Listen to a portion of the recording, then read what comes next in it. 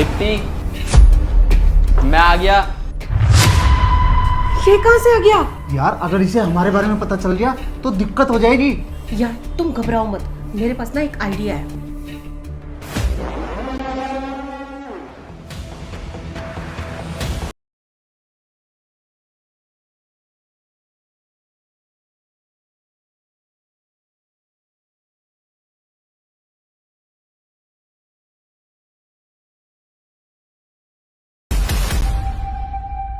ओए, खबरदार, अगर एक कदम भी आगे बढ़ाया तो इस लड़की की जान ले लो ना, समझा?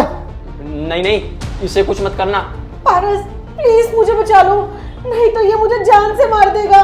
नहीं नहीं, तुम दीप्ति को कुछ मत करना, प्लीज इसे कुछ मत करना। तुम्हें जो चाहिए ना तुम ले जाओ, मैं दीप्ति से बहुत प्यार करता हूँ। देखो, अगर तुम चाहते हो इस लड़की को कुछ भी ना हो और मैं इसे कुछ भी ना करूं, तो तुम्हारे घर में जो भी ज्वेलरी है, कैश है, वो फटाफट लाकर यहाँ दे दो, जल्दी।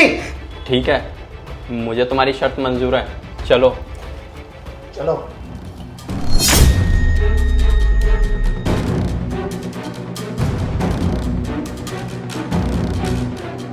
पीछे पीछे, बताया ना तुझे, अगर तू आगे आया तो इस लड़की का क्या होगा, धक्का दूंगा। जल्दी बता, पैसे कहाँ रखे हैं? पैसे तुम्हारे पीछे वाली अलमारी में। वहीं रुक।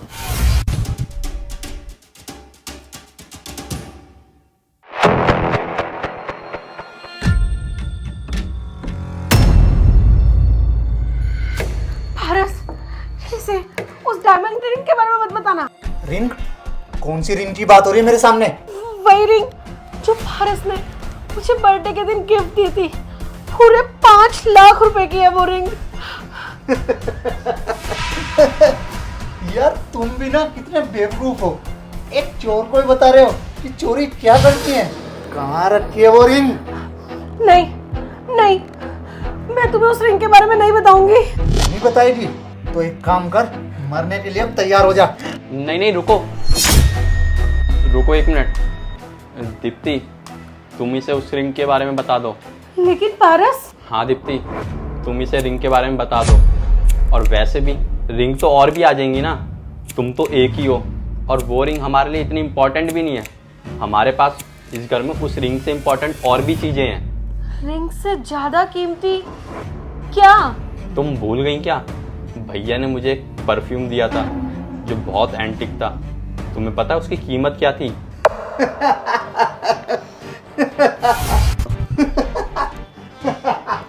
क्या हुआ? इसमें हंसने की क्या बात है? मैं हंस क्यों रहा हूँ? मेरी तो ये समझ में नहीं आ रहा कि तुम लोग कितने पागल और बेवकूफ हो। एक चोर तुम्हारे घर में आया है और तुम खुद ही उसे बता रहे हो कि चोरी कहाँ कहाँ करनी है।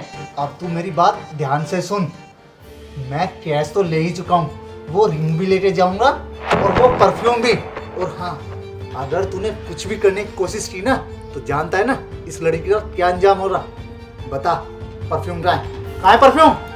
नहीं, नहीं बताऊंगा। नहीं बताएगा तू? अब एक काम कर, अपनी पत्नी की ना अंतिम संस्कार की तैयारी कर ले। रुक, वो उस वाले ड्रॉअर में रखा है। हाँ, उसी में।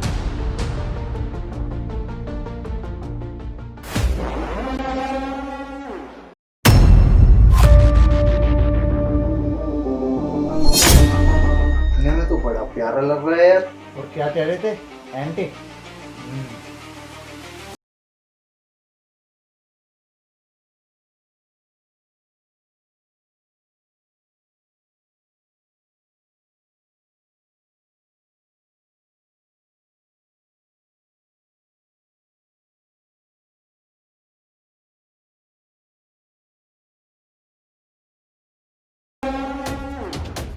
पारस इसको क्या हो गया? बेहोश हो गया ये। पर कैसे? परफ्यूम को सूंघ के। क्या मतलब? मतलब ये, परफ्यूम की बोतल में परफ्यूम नहीं, बेहोशी की दवाई थी जो मैंने बहुत पहले मिला रखी थी। क्या पता कब किस बुरे समय में काम आ जाए, जैसे आ जाई है। मैं एक काम करता हूँ, मैं ना पुलिस को बुलाता हूँ। हे एक मिनट पारस, पुलिस को फोन करके बुलाने की क्या जरूरत है? वैसे भी पुलिस स्टेशन तो पास ही है, तो तुम एक काम करो ना, खुद जाकर बुला लो। ठीक है, तुम ध्यान रखना इसका, मैं आता हूँ अभी।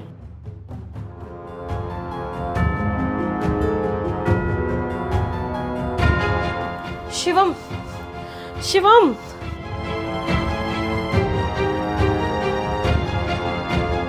शिवम,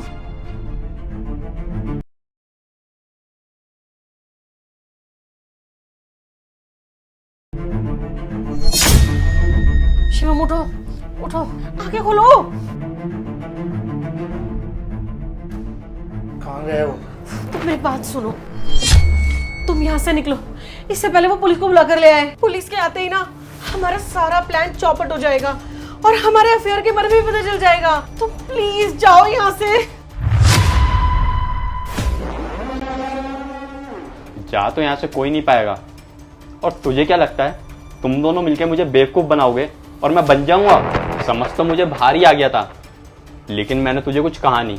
ये सब ना मैं नाटक कर रहा था ताकि तुझे मैं रंगे हाथ पकड़ सकूं। पारस, ऐसा कुछ नहीं है जैसा तुम समझ रहे हो, और इस लड़के ने मुझे फंसाया है, वरना मैं ऐसा कभी नहीं करती। और पारस, वैसे तुम्हें कैसे पता चला? जब तेरी चुन्नी ना मैंने इसके मुंह पे देखी। और क्या बोल रही है तू कि इसने तुझे फंसाया है? तू क्या कोई दूध पीती बच्ची है जो ये तुझे फंसा देगा?